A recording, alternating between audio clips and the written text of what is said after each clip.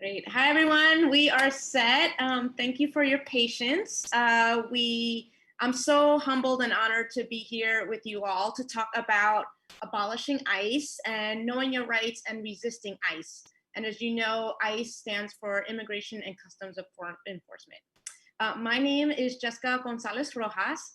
I am the Democratic and Working Families Party nominee for New York State Assembly in the District 34, which includes the neighborhoods of Jackson Heights, East Elmhurst, Corona, and Woodside. And District 34 sits almost entirely in Congressional District 14, led by our wonderful Congresswoman, Alexandria Ocasio-Cortez. She is really sorry she can't be with us tonight, but I will be playing the role of AOC and just giving some context to this conversation and introducing our amazing panelists. I also want to give a special shout out to our interpreters. We're interpreting today in both Spanish and Bangla. And I think that's really important to make sure that we're making our work accessible to the community, which is largely Bangla speaking and Spanish speaking. So a little bit about me before we get started. I just won the primary for the New York State Assembly in the 34th Assembly District, as I mentioned, Jackson Heights, East Elmhurst, Corona, and Woodside. And the issues around immigration are deeply personal and political to me. I am a daughter of an immigrant father from a small country called Paraguay in South America. And my mom's Puerto Rican, which has a complicated relationship to the mainland United States. But as both an activist and as a daughter of an immigrant, I really witnessed the struggles that many, many immigrant families face coming to this country, navigating this community, and trying to live, work, thrive, raise a family in this community. The 34th Assembly District is 62% immigrant. And again, AOC's congressional district is even larger and includes communities like other parts of Queens and the Bronx. So it's a very, very extremely diverse community, and immigration is very central to the issues that everyone faces. As a daughter of an immigrant and as an activist, I actually helped co-found an immigrant rights organization back in 1999 called New Immigrant Community Empowerment. And the organization, it's called NICE for short, was really set up to ensure that the immigrant community had a voice in our community, that we were engaged in the political process in our community, and that we were building power. NICE works largely with the day labor community, the undocumented community, domestic workers here in Queens and across the city. And again, building power is something really central. And that's why this Zoom is really, really important, because in order to build power, you have to know your rights, right? And it's critical that we understand, we know our rights, we understand our rights, and that we can exercise those rights in order to be full participants in the society.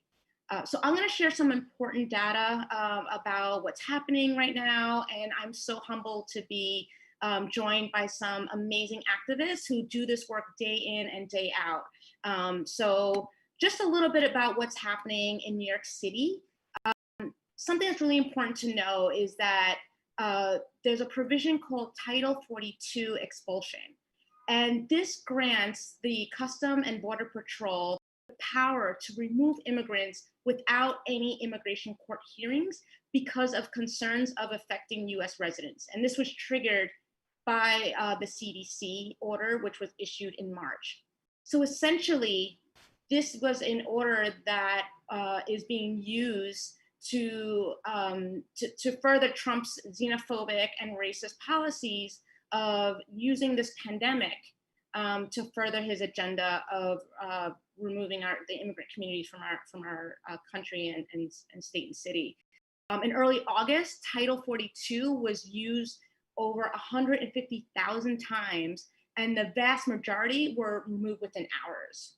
And ICE has not adequately addressed the challenges that the pandemic presented in detention centers. While they did reduce the number of detainees in detention centers, it certainly was not fast enough. And we saw over 4,000 cases of detainees who were infected with COVID.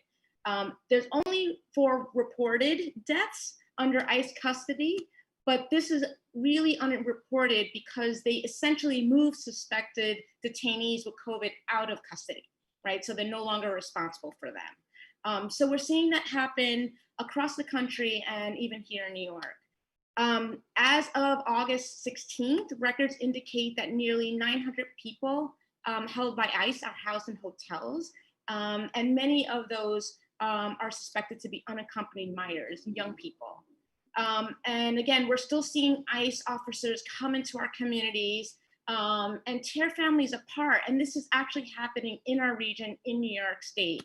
So I think it's really important that we're very much aware of what's happening. Again, under the guise of COVID, under the guise of safety, we're seeing Trump this agenda to attack our immigrant community and tear families apart.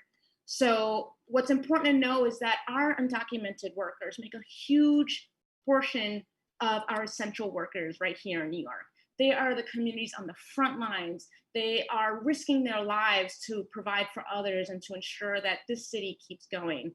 In New York, we have at least 360,000 undocumented essential workers. So this is about our community. This is about protecting the dignity and the safety and ensuring that we're fighting for justice for every single person in this community that's contributing to our society. So again, I want to thank you all for joining us. Thank the interpreters for joining us, and thanking the Congresswoman for convening this and having me be part of it, because again, this is a very personal issue for myself. So I'm going to introduce our first speaker.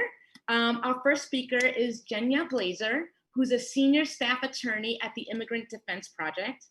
And Jenya is an expert on the immigration consequences of criminal cases, and she also leads the Immigrant Defense Project's ICE raids monitoring team. She previously worked at the Bronx Defenders, and she's here to lead us through an awesome Know Your Rights training, because as I said, when you know your rights, you can really utilize that information to build power. So Jenya, thank you so much for being here. I'll turn it over to you, and thank you for your amazing work. Thank you so much. So before starting the Know Your Rights training, I just wanted to start by talking about the pledge to organize together against ICE. And if you plan on joining the Abolish ICE Solidarity Network, you should sign this pledge so that we have your contact information and can reach out to support you with resources and connect you to others who've signed the pledge. If you live in New York District 14, you'll also receive PPE to distribute in your neighborhood. To take the pledge, go to bit.ly/pledge to resist. The URL is on the slide, but it's bit.ly/pledge to resist. That's bit.ly/PLEDGETORESIST.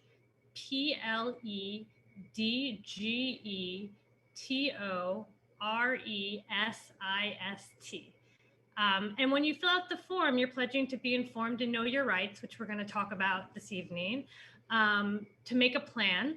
ICE targets people often without notice, so anyone who could be at risk of deportation should make a plan that minimizes deportation risk and maximizes protection, and share this information. ICE is less effective when more of our communities know their rights and have plans of action. So again, to take the pledge, go to bit.ly/pledge to resist. Next slide, please. So first, I just want to talk about, before we talk about your rights, I want to talk about who could be at risk for deportation. Although ICE usually targets specific non-citizens when they conduct raids, the law allows them to try to deport anyone who does not have lawful immigration status. So that includes someone who entered, if you entered without status, if you entered on a visa and overstayed your visa, if you have a final order of removal, you could be at risk for contact with ICE. It's also really important to note that the law allows ICE to also try to deport anyone with lawful status who has had certain criminal convictions or contacts with the criminal system. So that includes lawful permanent residents or green card holders, asylees, refugees, visa holders who've had contact with the criminal system and have certain criminal convictions or outcomes.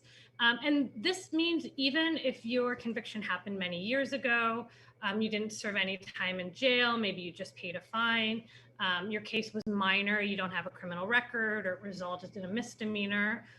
This also unfortunately applies to someone who's been a lawful permanent resident for many, many years, or even if all the members of your family are green card holders or US citizens. So on the next slide, I just want to talk about some of the tactics that ICE uses to target and arrest people. When ICE targets a non-citizen for deportation, they first gather information about that person and then try to locate them to make an arrest, to arrest them. And when ICE does this, they often go to homes to look for the person they've targeted. And when they go to homes, it's very common for them to lie about who they are and what they want. And these lies are called ruses. ICE agents are all trained to use ruses and mislead individuals so it's not known that they are ICE. And there are very few restrictions on the types of lies or the ways in which they can mislead individuals.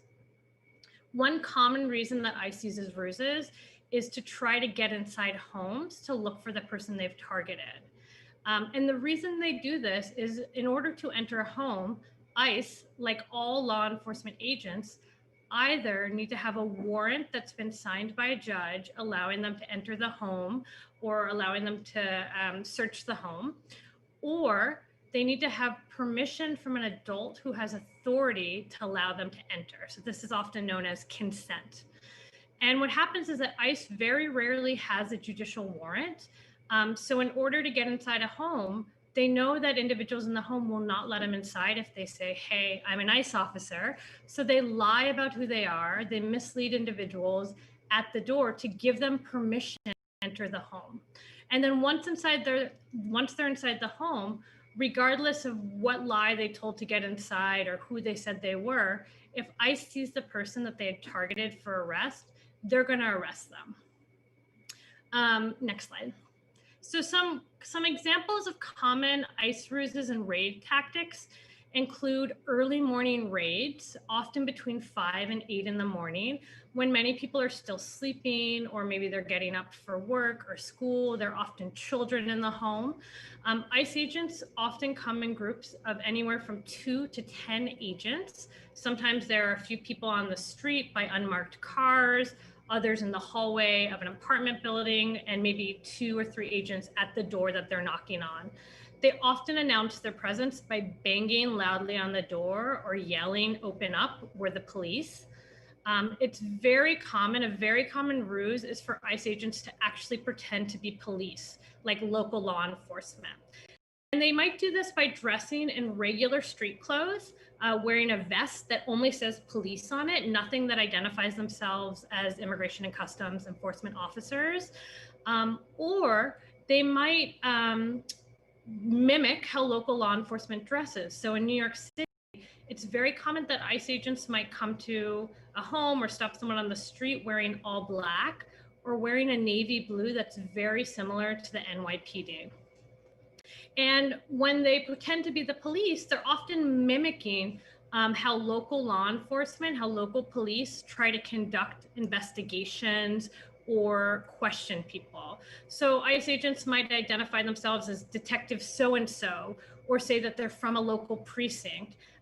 They might say that they're investigating some sort of fake crime or looking for a fake suspect. They, of course, won't call the crime fake or the suspect fake, but they'll say they're investigating something that's not actually real. As part of using the ruse, they might be trying to figure out who lives in the home, who are they talking to? So they might ask, what are the names of everyone who lives in the home? Can we come inside and just see everyone's ID? It's very often that ICE agents will say that they're just trying to clear up some sort of misunderstanding, and they show a photo of someone who's been, who they say is a suspect of a crime, and they ask to come inside just to verify if that person lives there. And often the person in the photo is not known to anyone in the home. And so ICE is trying to sort of trick the person in the home to open the door to let them inside because they know that that person doesn't live in the home. Other times ICE agents will come to a home and they will ask for a loved one by name. And if that person's not there, the ICE agents might say, you know, we're just investigating some sort of crime. There's been a crime of identity theft. We're trying to clear up some misunderstanding. What's the phone number of your loved one? Where can we find them? Where do they work? And then they'll use that information to either text or call the individual on their cell phone, pretending to be the police, wanting to clear up some sort of misunderstanding, and make some sort of arrangement to meet them in a public place or ask them to meet them outside their home. Sometimes they ask for individuals to meet them outside of a police precinct, or other times they go to where that person works and look for them. Next slide. So where does ICE normally show up? What do we see? So what we see is that ICE often conducts surveillance and makes arrests in the community. So that's around homes, including apartment buildings and private homes, on the street or other public places. Sometimes they go to individuals' workplaces.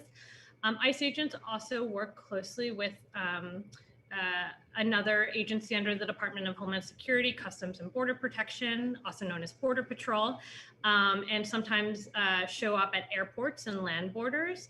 ICE and CBP agents might stop buses or trains and get on them and ask individuals for documentation.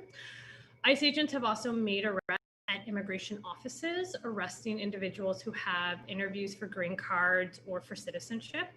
And it's very common for ICE agents to use the criminal court system as a touch point to try to gather information or make arrests of non-citizens. So in the past, they've shown up at courts, they've shown up at different probation offices or parole offices, they've gone into jails to interview individuals. And some places like New York City have different protections against ICE from entering jails or from coming to courts. It's different by county and jurisdiction across the country. Next slide. So what are your rights if you have contact with ICE? First of all, it's really important to know that regardless of where you have contact with ICE and regardless of your immigration status, you have the same rights. So this applies whether you're a US citizen, whether you're a green card holder, you have some sort of visa or documentation, undocumented, if you have an order of deportation, these rights apply to you no matter where you have contact with ICE. The first thing to know is that if you're stopped by ICE, it's okay to ask if you're under arrest. You have the right to ask, you know, are you arresting me? Without answering any questions, and you can leave if the agents say, no, we're just asking you some questions. It's very important to know that you have a right to remain silent. You can just stop talking and not answer any questions. That can be really intimidating. Oftentimes ICE agents, again, are in teams and they might be yelling at you, they might surround you, and it can be really intimidating to just be quiet, just to remain silent. So you can actually verbally invoke your right to remain silent. You can say in whatever your best language is, I wish to remain silent. I don't want to speak with you. I want to speak to an attorney. And you can just repeat that on a loop, right? You don't have to answer any of the questions that the immigration officers are asking you. You should not answer questions about your immigration history or your criminal history. And you definitely don't want to lie to ICE agents. So you can just remain quiet, or you can say, I'm invoking my right to remain silent. I don't want to speak with you. I want to speak to an attorney. You also have the right to refuse the search of your person or property. So that includes if you're carrying a bag, a purse, or a backpack, or whatever it is. And ICE agents ask to search you, you can say, you can remain silent, or you can say, I don't consent to letting you search me. And even if the ICE agents start to search you and they ignore you, it's still important to invoke your right, to invoke the fact that you do not give them permission to search you. It's not necessarily going to stop them from conducting that search, but it might help you or your loved one later on if you're fighting, you or your loved one is fighting a case in immigration court, that you ask them to stop and that they didn't stop. You also have the right to refuse to sign any document that ICE gives you. In fact, it's better not to sign anything without first speaking to an attorney. And you can say, I don't want to sign anything. I want to speak to an attorney. I'm invoking my right to remain silent. Again, you can just repeat everything on a loop in your best language. You also have the right to refuse to be fingerprinted. Oftentimes when ICE agents arrest someone, they might ask any witnesses either in the home or, you know, if I'm arrested on the street and I'm walking with two other people, ICE agents might ask those individuals for their names and to take their fingerprints. And any witnesses have the right to refuse to be fingerprinted. If ICE agents force that individual to be fingerprinted, or you feel like you can't really say no, you don't feel comfortable because you feel forced to have your fingerprints taken, but you don't want them to be taken, you can say that you do not consent to your fingerprints being taken, even as ICE is taking your fingerprints. You can just say, I don't give you permission to take my fingerprints. And lastly, you have a right to document your interaction or any interaction that you witness with ICE. And you can do this by taking photographs, by doing a video recording if it's in public and it's not interfering with ICE. And if it doesn't feel comfortable or safe to actually take a video or a photo in the moment, you can always write down afterwards what you witnessed, what happened. You can write it down on paper, on your phone, whatever you have handy. If ICE agents ask to see your ID and you feel forced to show an ID, you want to avoid showing any documents that show that you were born outside of the United States, like a consular ID or a passport. Instead, if you feel like you do want to show an ID or you feel forced to show an ID, you want to show something that was issued by the US government or by some local institution. So you could show a municipal ID card like the ID NYC, a library card, a school ID, any form of state ID or driver's license if you have one. It's really important that you don't show any false documents. Next slide. So I just wanted to talk a little bit more about specific rights that you have if you have contact with ICE in your home, in a car, or in a public place like on a street. So the first is if you have contact with ICE around your home, someone comes early in the morning knocking on your door, you're not sure who it is, it might be the local police, it might be ICE, you just don't know. You have the right to refuse them entry to your home. Remember that ICE agents and all law enforcement agents are unable to legally enter your home without a judicial warrant or the permission, the consent of an adult who has the authority to let them inside. If you hear banging on your door early in the morning, you don't know who it is, you're scared to open the door, you think it might be ICE, you think it might be the police, you're not sure, you have the right to leave your door closed. You do not have to open your door. Any questions that you have for who's on the other side of the door, you can do that with the door closed. You do not need to open the door, even if they yell, open up. If ICE or law enforcement have a judicial warrant giving them permission to enter your home, they're going to break the door down. They're not going to ask for your permission to come inside. So you have a right to leave the door closed, to ask any questions through the door if you want to, or just not even to answer the door. If ICE agents have tricked themselves into coming inside your home, you didn't know who it was until they were inside your home and they start looking around, you have the right to ask what paperwork they have. If they have a warrant, you have a right to ask to see it. You have a right to ask them to leave your home, even though they're already inside your home. You also have a right to refuse to allow them to search your home. You can say, I don't consent to you being in my home, please leave. I don't consent to you searching my home, please leave. And you can and should do this even if they're already inside. In the moment, it's not necessarily going to stop them they're not necessarily going to leave your home or stop searching your home, but invoking your rights could help you or a loved one fighting an immigration case in court if ICE ignored you when you asked them to leave or asked them to stop searching. If you're in a car that's stopped by ICE, whether you're the driver or the passenger, you also have rights. You want to first ask questions of who's stopping your car. It's not always clear who's stopping your car, whether it's ICE, it's local law enforcement, it's a state trooper. You want to first figure out who is stopping your car and what reason are they giving for stopping your car.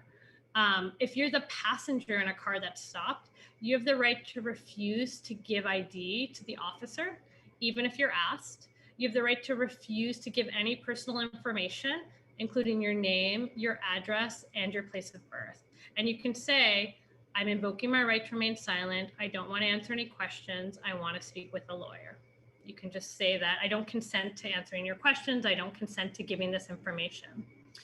You also have the right to refuse the search of a car. So this includes your trunk and your glove compartment. If an ICE officer asks you, or a police officer asks you whether they can just look inside your trunk or your glove compartment, you have a right to say, do not consent to you searching my car.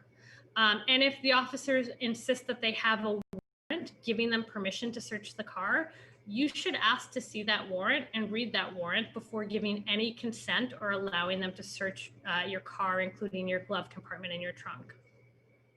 If you're asked to get out of your car and ICE agents start to search you, they start to go into your pockets or look through your belongings like a bag of some sort, you have the right to refuse them to do this. You can say that I do not consent to you searching my pockets. I don't consent to you searching my backpack. If ICE agents stop you on the street or somewhere in public, this often, when this happens, it's often a very quick interaction. ICE agents might just call out your name, and then when you turn around, they might just ask you to confirm your name. Are you XYZ person? And upon you saying yes, they might use that to just arrest you because it might be that you're the person they were looking for.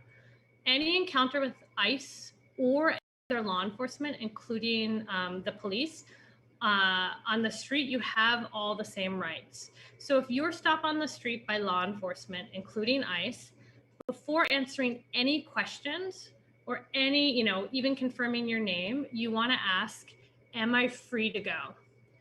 If the law enforcement agents or the ICE officers say yes, you can respond and say, I don't want to answer any of your questions. I'd rather not speak with you right now. And then you should leave. You should walk away. If ICE or the law enforcement agents say no, you should invoke your right to remain silent. Again, you can just remain silent and not say anything, or you can verbally say, I'm invoking my right to remain silent. I'm using my right not to answer any questions. I don't want to speak with you. I want to speak to a lawyer. And you can just say that on repeat. And that includes not even confirming your name or answering other questions that the officers might ask. So with that, I'm going to shift and we're going to have the next presenter talk about making an emergency plan. The next presenter is Ocasio-Cortez. Luba is part of Make the Road Action and leads Make the Road's efforts to support people in navigating the immigration system from detention to release. Luba has previously worked with FIRM, United We Dream, and the Detention Watch Network. They currently serve on the board of the New York Immigrant Freedom Fund. Hi, everyone. So I'm Luba, and as Jenny mentioned, I'm with Make the Road Action. So Jenny just talked about what to do if you encounter ICE, and now we're going to shift a little bit and talk about how do we actually create plans as a community to counteract everything that ICE does.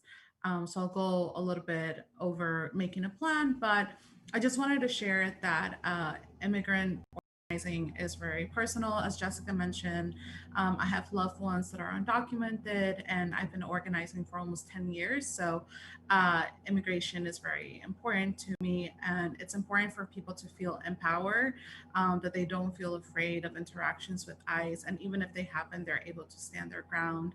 And especially now during the pandemic, that people feel safe, whether they have to go to a hospital or they have to stay home to quarantine, that ICE is not going to go and detain them. So this presentation is really important, and this work in general. So making a plan, it's really, really important to organize your personal documents.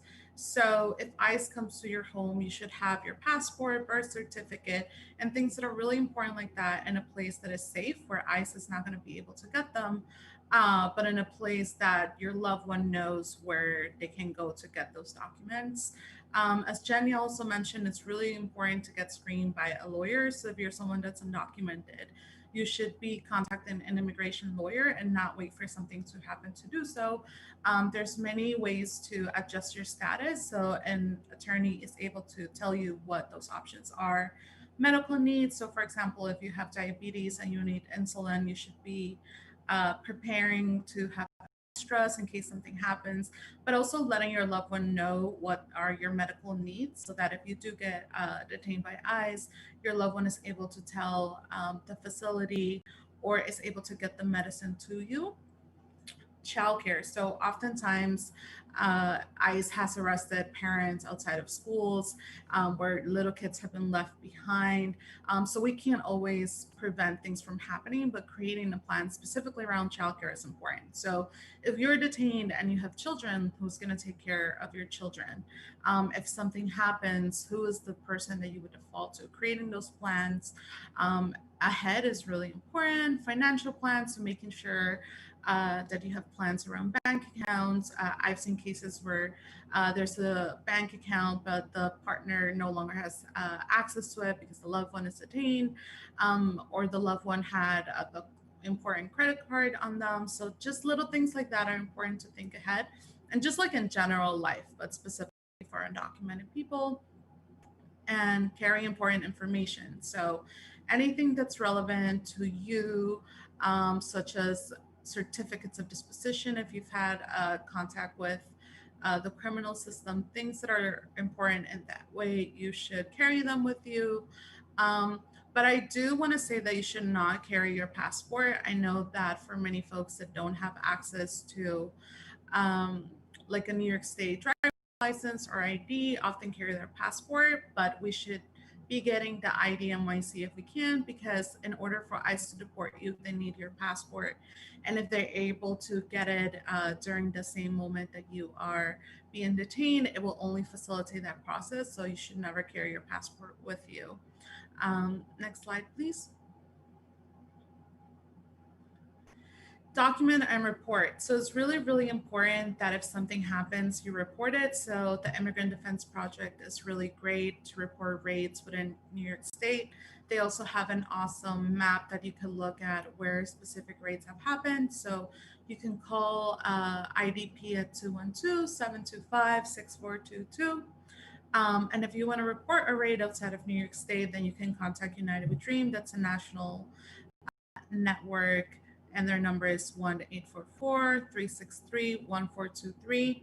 You have the right to record ICE activity, and this is something that's really important. There are ethical ways to be able to record ICE activity. So if ICE is arresting someone in front of you, you do have the right to do that, but you should not interfere in a way that not only are you jeopardizing the person who's getting detained, but you're interfering with what's happening. Despite the fact that it might be very infuriating, if you interfere, you can risk escalating the situation or getting yourself arrested. So once you record any ICE activity, you should make sure that there's a distance between you and what's happening. And also make sure that you're not yelling or saying things that might be hard to get clear audio. And then most importantly is you should not edit any footage that you have. You should always keep the originals. But again, it is legal to record ICE activity and also police activity. Next slide, please. So share this out. So we have this kit that was created by Congresswoman Ocasio-Cortez called Resist ICE. So you can go to OCASIOCORTEZ.com/RESIST dash ICE. So Ocasio-Cortez.com/resist ICE. And here you will find a lot of useful information I'm particularly planning a street canvas. So we want to make sure that not only do we leave this information here, but that we get people on the streets and being able to share this information. And one of the best ways to share that is getting together with friends and creating plans to go on the street and sharing this important information. So if you're in District 14 and you're down to do this, they're willing to provide masks for you so that you can do it in a safe way and other PPE. So you should definitely, again, go to this kit and download that information.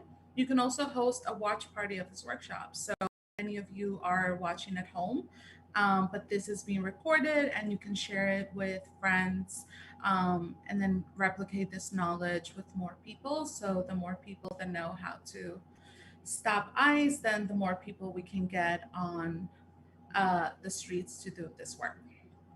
Next slide. So this is a little bit of what the toolkit looks like. I really want to thank a lot of the people that have worked with us on this, like Make the Road, IDP, and other organizations that have shared their expertise and their knowledge on this kit and on these issues, because really getting this information out there is really important. And so we just want to make sure that people are informed, that they can create plans if they feel that they're at risk of immigration detaining them, and also make a plan to share this information. So again, you can download this kit at Ocasio-Cortez.com /resist ICE. And again, it's OCASIOCORTEZ.com /RESIST/ICE. Next slide, please. So this is a question that we get a lot. How do you actually support undocumented community? How can you be an ally? So there's three things that I find really important when I'm talking to people about allyship. And the first is do not spread false rumors. So anytime that there's been conversations about ICE, we see it spread like wildfire. So on Facebook or Instagram, people will post pictures and say there's a raid happening or there's ICE here. But oftentimes it's not really ICE, it's the police or it's something else. The Department for Homeless Services has DHS, similar as the Department of Homeland Security. So sometimes people confuse the two of them. So it's really important to cross-check the information. So if you hear anything that says there was ICE presence in Jackson Heights, then you reach out to the Congresswoman's office, to Make the Road, and other organizations that do this work and ask, hey, I heard this, is this true? And that way they can verify whether it is true, and then you can share information. But spreading things without actually knowing whether it's true or not, it's more harmful than good, because you're scaring communities that already live in fear. So that's really important. The second is to connect them to resources. So again, organizations that are here presenting today are very good at connecting people to legal relief, to resources, whether they need food pantry, things that are important to undocumented people. And connecting them to those resources is the best way to do allyship. And again, sharing materials. So like the toolkit, maybe someone didn't know that for ICE to enter their home, they need to have a valid warrant signed by a judge. But once you share that with them, they will know that. And again, to spread the knowledge, share the materials. And then lastly, contact representatives. So we're at a very crucial point in 2020. So it's important that if there's representatives that are not really standing for the immigrant community and for undocumented people, that you hold them accountable and you let them know that that's something that you care about. So calling them, reaching out to their offices is really important, especially during these times. So those are three very good ways that you can be an ally. But there's many other ways. Checking in on your loved ones that are undocumented, providing them with access to mental health services, and just saying like, hey, are you okay? How can I support you? especially during a pandemic where many people don't have access to healthcare, particularly undocumented people. It's really important to just check in on your friends and loved ones. Next slide. And then pledge to organize against ICE. So if you commit to organize against ICE, sign this pledge. So we have your contact information and we can reach out to support you. So the link is bit.ly/pledge to resist, and I'll spell it out, bit.ly/PLEDGETORESIST.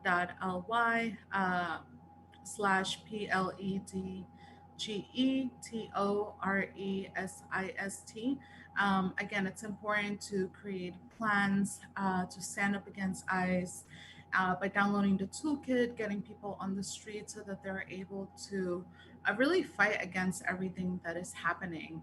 And really, if you're able to do this, please do so. We really want to encourage folks to get on the streets and to do this with us. So again, bit.ly/pledge to resist. And we will provide masks and anything that's needed to get out on the streets and get this information out. Next slide. And thank you. So I want to thank organizations that provided information during this really critical moment. So Make the Road Action, the Immigrant Efforts Project, NICE, and then DRUM. These are all organizations that have really done this work for years and continue to be on the ground. You can find a lot of their social media here. So if you have any questions, you can reach out to these organizations, which is really important. But the most important thing here is to stand in power. I know so many people are afraid to go to the hospital or to get tested for COVID because they are afraid that ICE will go after them or try to stop them. They're afraid of seeking that support. But if we stand in our power, they can't take that away from us. If we say, today we are going to stand up against ICE and we're going to move and get other people involved, we're going to fight to be in solidarity with the undocumented community, then no one can take that from us. And as someone that has been organizing since I was very young to now, I've seen so many young people who have really come into power that have been able to say, I'm undocumented and I'm not afraid to be undocumented. And it's all because there's been people that have pushed them to get to that level to feel safe enough. And all that we can do is create safe spaces for undocumented people to feel safe.